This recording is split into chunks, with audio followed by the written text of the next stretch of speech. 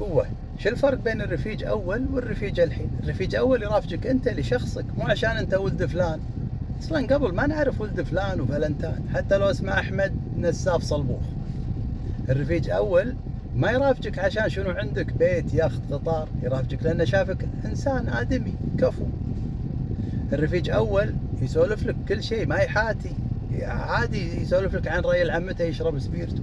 الحين إذا شافك تشرب ريد بول قال يبا عنكم مدمنين. الرفيج أول راح يفزعه، دق عليه تال الليل بروك يلا قوم بنتهاوش مع عيال الفيحة. يقوم يتهاوش، عقب يسأل احنا ليش متهاوشين معاهم؟ الرفيج أول وين ما تبي تروح يروح معك، تروح مسجد يروح معك، تروح ديسكو يروح معك. الحين تقول له امش، قال لا يبا برستيجي ما يسمح.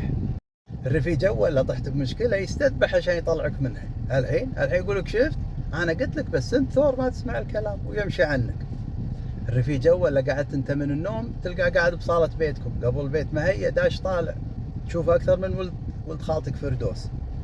الحين تروح للظهر تسمع امه تقول من اين هالحزه، شنو يبا ما عنده اهل هذا، وانت توك ماسك اللقمه بتاكلها. مو شيء الرفيج الحين. يلا.